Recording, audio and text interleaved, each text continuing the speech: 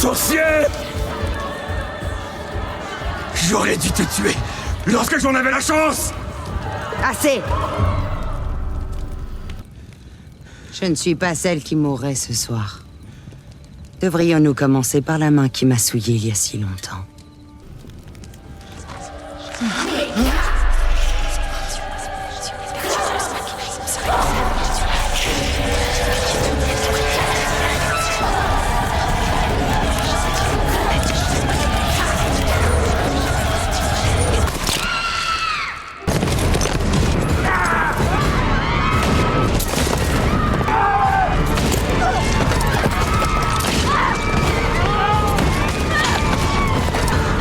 Qu'on les brûle! Non!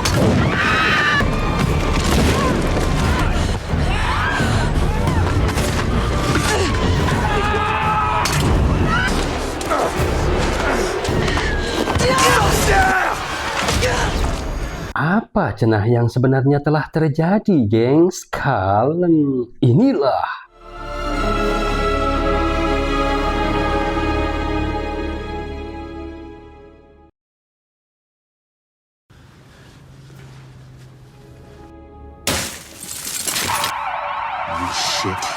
Ratusan tahun ceritanya telah berlalu pasca penangkapan penyihir jahat Witchbor milik sang penyihir yang disimpan di sebuah museum kini tengah dicuri.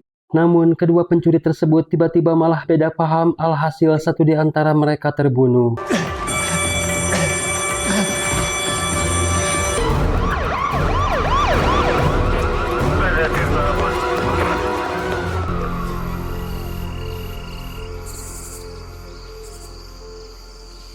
Keesokannya diperlihatkan dua sejoli yang tengah mencari jamur berkualitas di hutan. Mereka adalah Emily dan Christian. Usut punya usut, mereka ternyata mau membuka sebuah restoran dengan menu andalan jamur katulistiwa. Chris yang dapat panggilan telepon harus minggir karena sinyalnya lemah. Di saat itu Emily yang fokus mencari jamur, dia mendengar ada pergerakan dari dalam hutan.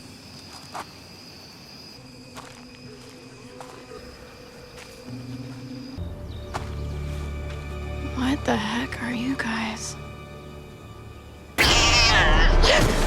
Wagoy teh meong congkok. Si meong rupanya menunjukkan sesuatu pada Emily yang ternyata itu adalah papan sihir. Emily pun menceritakannya pada Chris kalau dia dituntun oleh seekor kucing. Mungkin ini benda antik atau artefak kuno kateuing atulahnya. Yang jelas Emily ingin membawanya. Mungkin akan sangat bagus jika benda ini dipajang di resto kita. As far as I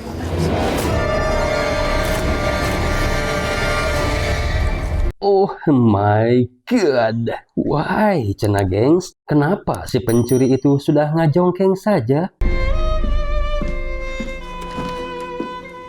Beralih ke seorang okultis karismatik bergaya nyentrik bernama Alexander Baptist, dikenal sebagai kolektor artefak gaib dan pemimpin kelompok spiritual modern yang sering disebut The Circle. Komunitas yang membahas energi dan keseimbangan spiritual. Faktanya itu semua hanyalah kedok karena yang sebenarnya dia lakukan adalah mempelajari ritual pemanggilan roh kuno.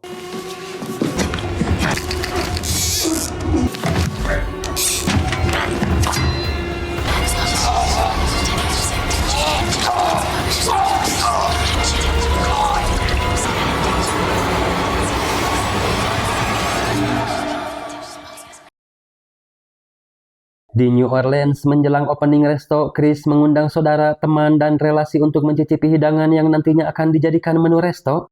Bahkan sang mantan bernama Brock juga ikut hadir. Usut punya usut, ternyata Mas Koki bernama Richie yang ngundang dia. Dengan alasan sesama jomblo, jadi bisa meren seicip dua icip mah.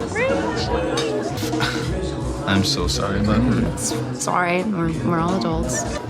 Hey, you too. Brock bertanya apakah kalian sudah menikah. Faktanya cincin itu bukan mas kawin. Memang mereka berencana untuk menikah dan sudah membeli cincin, tapi katanya Emily lupa naruh saat kita pindah. Pembicaraan pun dialihkan dengar-dengar kau sedang meneliti reruntuhan. Jadi si Brock ini adalah seorang arkeolog. Membenarkan hal itu. kalau timnya dibiayai oleh Vatikan. Oh, wow.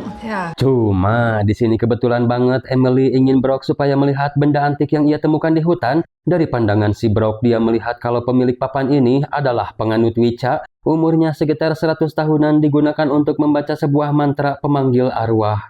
Benda ini juga lebih tua dari Ouija karena sudah digunakan sejak dulu oleh para Mesir kuno. Mereka menyebutnya papan pendulum, tapi kita mah nyebutnya papan saja. Konon katanya papan ini bisa memberimu apa saja yang menurutmu sangat berarti. Caranya cukup menggantungkan objek di atasnya berupa tali atau rantai, pegang secara stabil dan biarkan papannya yang bekerja. Penasaran akan hal itu, Emily pun mencobanya, tapi tak kunjung juga ada respon. Try another question. Okay. Will Christian and I get married at St. Vincent?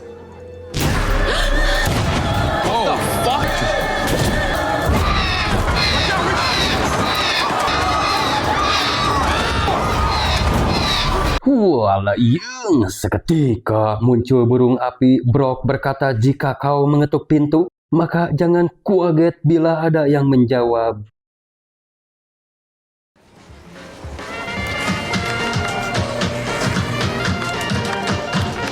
Keesokannya, resto mulai didekor, tapi Chris belum sepenuhnya siap karena ada beberapa menu yang masih dalam tahap eksperimen. Secepat mungkin akan diselesaikan karena harus membuat daftar menu. Lain dengan Emily yang berada di lantai paling atas, ia teringat dengan cincin yang lupa naruh Thea. Bagaimana kalau papan ini bisa menemukannya? Tanpa sengaja Emily nekan mata, ternyata di situ tersimpan sebuah rantai bergegantel tulang. Hal itu berbarengan dengan berita pencurian artefak Thea yang disampaikan secara live oleh si Alexander, tapi Emily tidak peduli dengan hal itu. Yang ada dia malah tambah penasaran.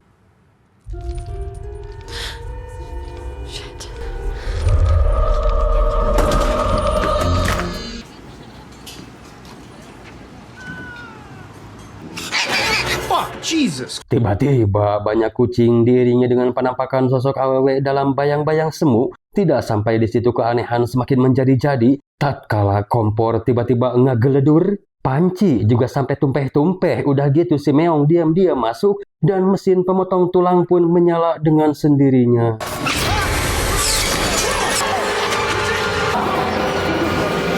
Oh my god, seketika tangan si Richie buntung, apesnya lagi, Chris yang akan mengambilnya malah keduluan si Meong.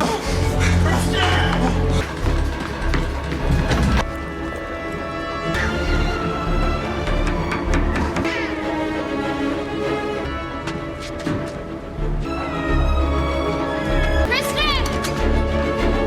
Kristen, what? I found my ring! Isn't that like a miracle? Kan ada harga mahal ketika papan digunakan dengan benar. Emily bertanya tentang darah di tangan Chris, tapi Chris hanya berkata terjadi kecelakaan dan nyuruh Emily supaya masuk lagi ke dalam. Naas, Richie tidak selamat karena terlalu banyak darah yang keluar. Tanpa berlama-lama upacara pemakaman pun dilakukan. Datang juga ke sana temannya Amy bernama Jessie yang turut berbelasungkawa. Hal itu tidak disukai Chris karena faktanya Amy pernah tersandung kasus narkoboy berkat dia, dan Chris tidak mau Amy kembali terjerumus.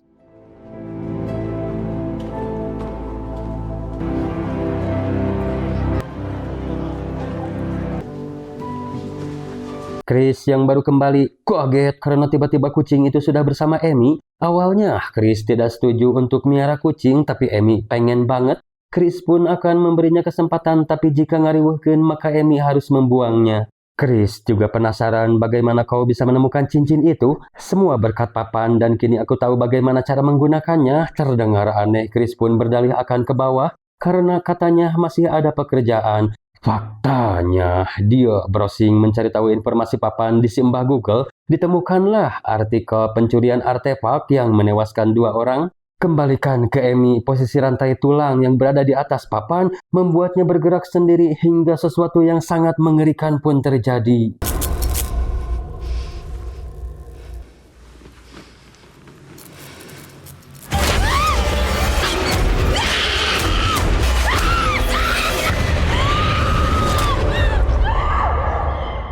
Amy tiba-tiba berada di hutan tempat ritual dan tertangkapnya penyihir. Tidak tahu apakah itu hanya mimpi atau penyihir telah membawa jiwanya sebentar. Yang jelas Chris di sini sempat menyangka kalau Amy kembali make. Jelas itu tidak benar. Ya udah kalau gitu jelasin kenapa kamu teriak-teriak, apakah kamu mainin papan ini lagi? Dengar setelah kutelusuri, papan ini bukan hanya curian tapi juga telah memakan korban 2 polisi.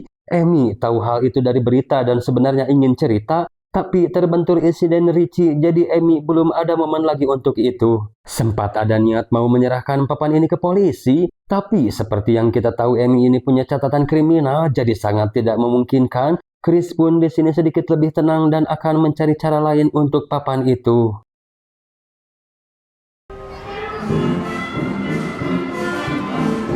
Keesokannya, Chris menemui Brock. Sebelumnya, Chris sudah cerita masalah papan via WA. Chris merasa Amy sudah terpengaruh karena dia sering memainkan papan itu siang dan malam.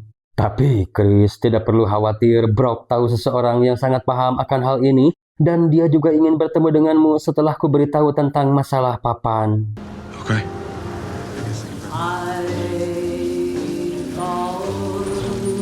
Ya, si papan kembali bergerak sendiri. Amy yang lagi adus tiba-tiba pintunya terkunci. Air panas juga seketika ngecrot. Udah gitu ada darah yang keluar dari saluran pembuangan hingga membanjiri kamar mandi dan...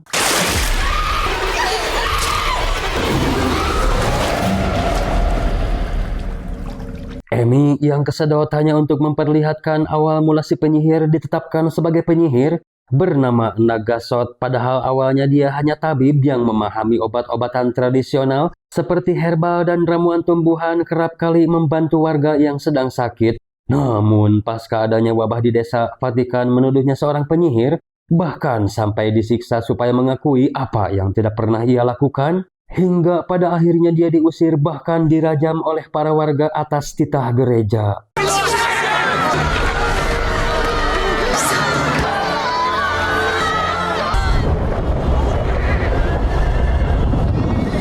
Écoutez-moi bien.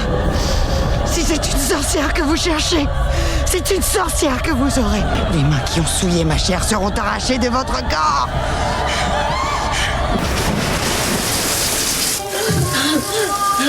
Begitu ternyata gengs, berawal dari sakit hati dipitnah penyihir, maka jadilah seorang penyihir yang bahkan dampaknya jadi sangat meluas. Lain dengan Chris yang sudah sampai di kediaman temannya si Brock, ternyata dia adalah si Alec yang langsung minta diceritakan tentang wanita dan papan. Selagi cerita, kita balik dulu ke Amy yang mulai stres. Dia mendapat telepon dari Jesse mencoba menawarkan narkoboy, katanya punya jenis baru, tapi Amy di sini menolak. Sedangkan Alec yang sudah tahu apa yang terjadi, ia ingin melihat bentuk papan, lantas Brock pun menggambarnya dan itu tidak asing bagi Alec. Ia tahu papan itu berasal dari Prancis, tepatnya di pinggiran paroki Lorraine. Ajaibnya, si Alec bahkan punya lukisan Nagasot. Kabarnya dia mengutuk para warga desa pasca dirinya diusir dan dianiaya, menggunakan papan tersebut sebagai media untuk mengirim mantra. Sedangkan orang yang memiliki papan itu, dia akan menerima konsekuensi besar. Kau juga mungkin sudah bisa merasakan hal itu.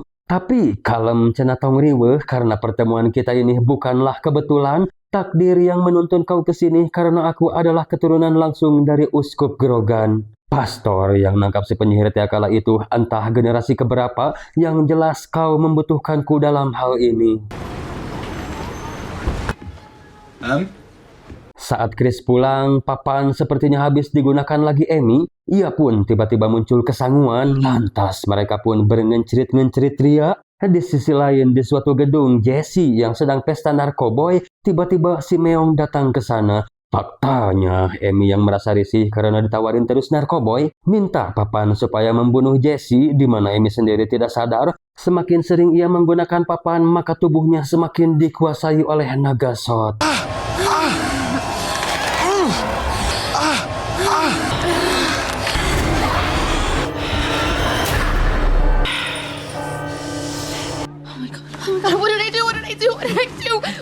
You don't remember? Udah 3 ronde aja baru sadar.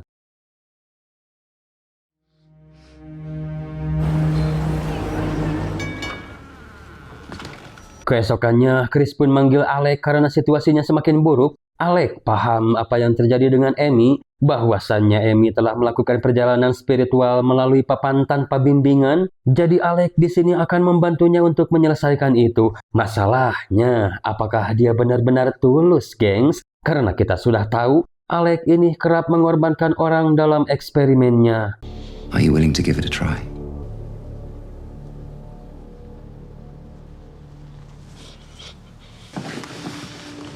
Clear your mind and focus solely on the pendulum.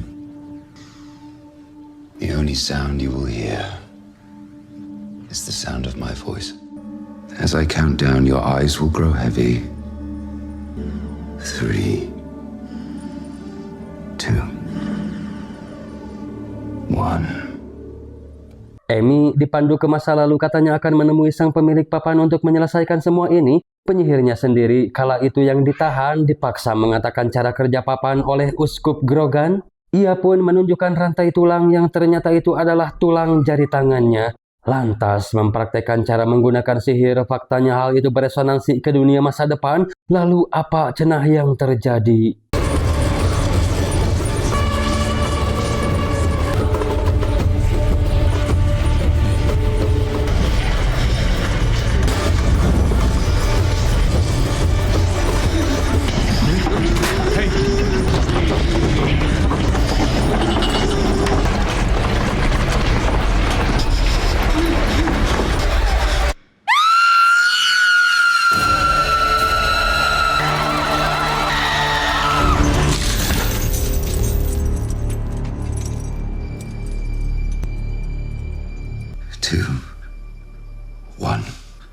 Awaken.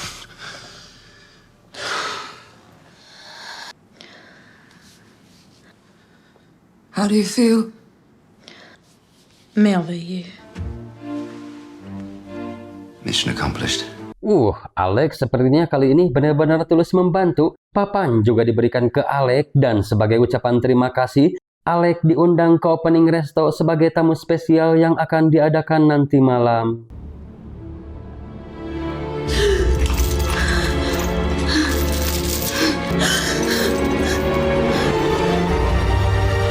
What the hell? Wah, ternyata si koplok Alec bau kelek telah menukar jiwa Amy dengan si penyihir, gengs. Wah, cenah. Amy pun kini dapat masalah besar karena Uskup Grogan berencana akan membakarnya. Pertukaran itu disadari oleh Nini tahanan sebelah. Karena Amy menggunakan bahasa Inggris, Amy yang bingung pun bertanya apa yang sebenarnya telah terjadi. Oh, they think you are a witch. But the witch escaped her fate. And she left you to die in her place. Si penyihirnya mah dia kembali ke hutan mendatangi mayat yang telah ditumbuhi jamur. Pulang-pulang dia sudah ngegemol jamur tadi lalu nyuruh koki supaya memasaknya. Singkat cerita, tamu-tamu baik yang diundang maupun masyarakat setempat yang kepo mulai berdatangan. Termasuk kritikus terkenal juga hadir disambut langsung oleh Amy sang penyihir. Tak lama dari itu, Alec juga datang bersama Brock. Hidangan pembuka juga sudah siap, yaitu si jamur bangketea. Tapi si penyihir di sini tiba-tiba lemah. Merasa trauma yang sangat mendalam, Alec pun menghampirinya seraya mengingatkan bagaimana publik ini menyakitimu. Dan inilah saatnya bagimu untuk membalas semua itu. Jamur pun dihidangkan, betapa ajibnya karena rasa yang sangat delicious. Mamma mia, lazatos tiada tara. Bukan tanpa sebab semua itu pasti berkat sihir. Alec yang sudah paham pun mempengaruhi Brock supaya tidak memakannya karena yang akan terjadi.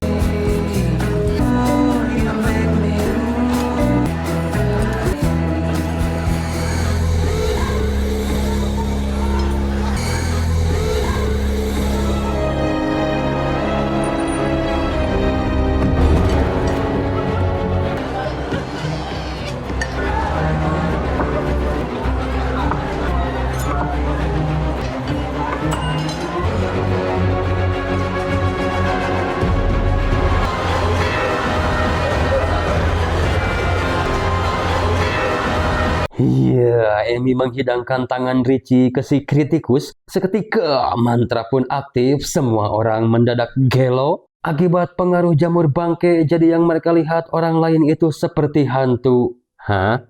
Hantu? No, no, no, no, no!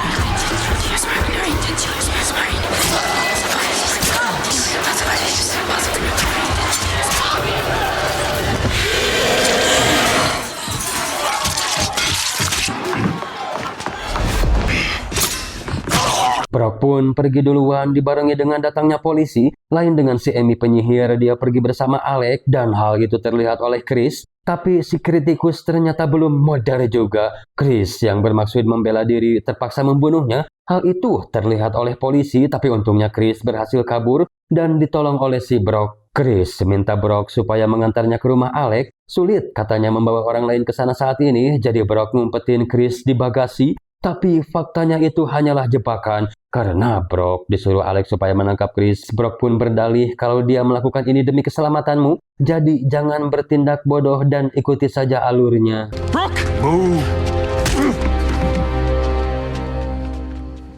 Sadar-sadar, Chris sudah terikat di ruangan tempat Alec menumbalkan orang seperti yang sudah pernah dia lakukan sebelumnya. Alec di sini mengungkapkan segalanya, jadi alih-alih mengikuti kakek moyangnya, Alec lebih ingin mengendalikan dan menguasai si penyihir. Lantas, Chris pun bertanya di mana Emily. Jelas dia tidak ada di sini, melainkan di masa lalu yang hendak memulai prosesi upacara pembakaran.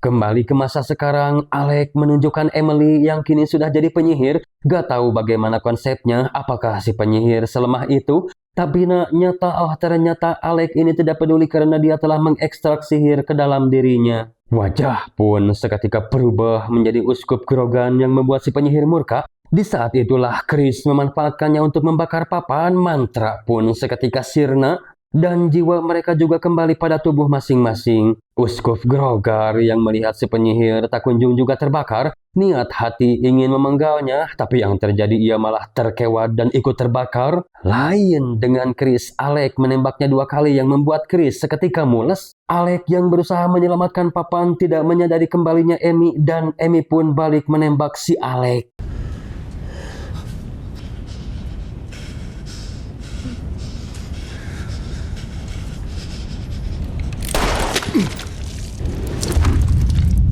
Sudah dipastikan, Alec kini pasti modar, tapi Chris juga sekarat. Meskipun tidak ke headshot seperti si Alec, 2 peluru yang bersarang dalam tubuhnya, itu sudah lebih dari cukup untuk numbangin si Chris.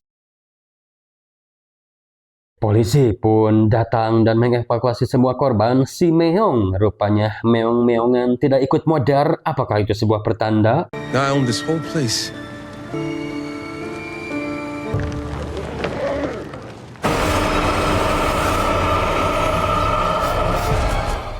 Film pun diakhiri di Vatikan Roma. Brock datang ke sana untuk menyerahkan papan, tapi ia tidak mau gratis karena butuh ongkos. Vatikan pun memberinya berlian, lantas Brock pun pergi, tapi tak lupa memberikan rantai tulangnya.